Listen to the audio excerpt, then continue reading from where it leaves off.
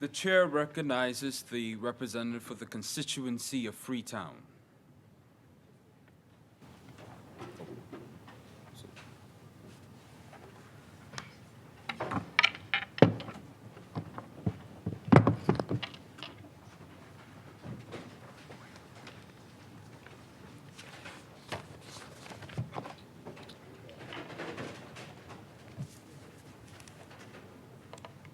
Back in the day, when I was a little bitty barefoot boy growing up in the heart of Pinewood, I can recall the days sitting on the porch with Mama and Papa as they reminisced about the good old days.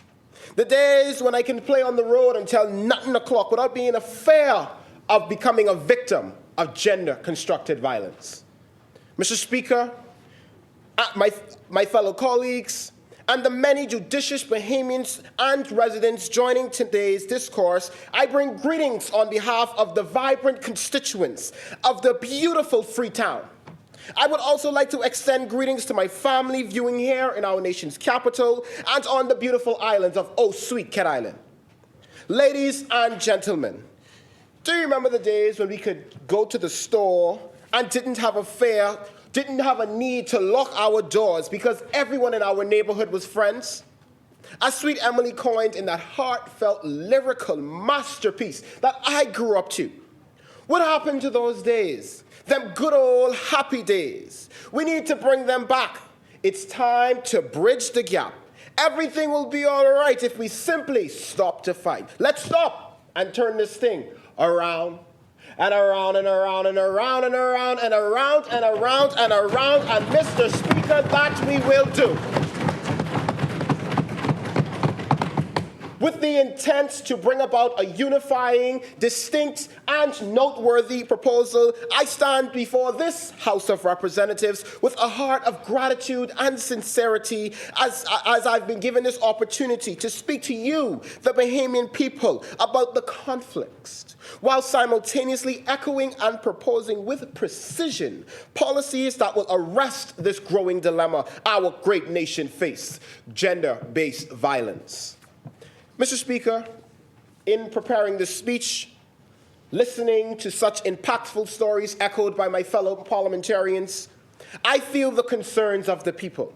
And Mr. Speaker, I stand in this House to say, this must end. Gender-based violence has been, as mentioned by many of my colleagues here this afternoon, is the physical, sexual, mental, or economic harm inflicted on a person because of socially ascribed power or imbalances between male and female.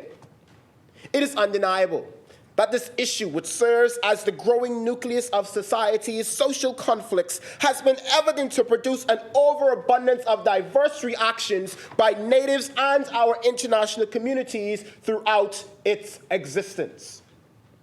There is a saying that verbalizes that I mentioned earlier today. Education is the most powerful weapon that we can use to change the world today. Mr. Speaker, I ask that this House marinates on this impactful thought, because gender-based violence is a foul, horrendous, parasitic leech sucking away from our generation, forcing itself onto us unpleasantly and stripping away our very own from us. Too many of us are being subjected to this phenomenon.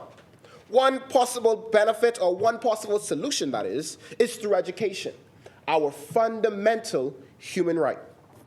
Local statistics show that as of 2021, the Bahamas has had over 3,283 domestic dispute cases, which included threats of harm, harassment, murder, and even assault. Mr. Speaker, why shouldn't our people know this? Why should we, like Saul on the road to Damascus, be smitten and educationally blinded by this controversy, Mr. Speaker?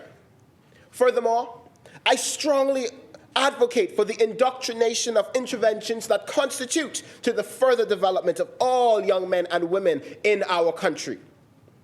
Mr. Speaker, without question, the family is the basic building block and the foundation of this admirable nation. While on this platform, I ask the people of the Commonwealth of the Bahamas to adopt the 3 rent-free tenets of peace in their homes. Teach your children before making any decisions. Ask yourself these 3 questions. Is it moral? Is it right by God?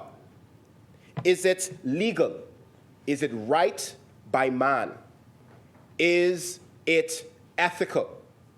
Mr. Speaker, I would like to take this opportunity to commend our local and institutional organizations. Some of these include, but not limited to, the Royal Bahamas Defense Force Rangers Program, the Flourish Again Community Empowerment Program, an organization that helped me overcome my obstacles as a young teenager, and the Youth Empowerment Program. Programs like these, it's programs like these that teach our children, that teach our students of this great nation the importance of their existence and keeps their minds focused on accomplishing tasks and objectives. Like my grandma used to say, Mr. Speaker, idle hands, my dear sir, are the devil's workshop. Mr. Speaker, jail was meant for fools to be locked away from society. Get involved, Mr. Speaker. Find a club. Get involved, our nation. Find your niche. Get involved. Be yourself. Get involved. March on, Bahamaland. March on. Thank you, Mr. Speaker. God bless the constituents of Freetown, and may God continue to bless the Commonwealth of the Bahamas.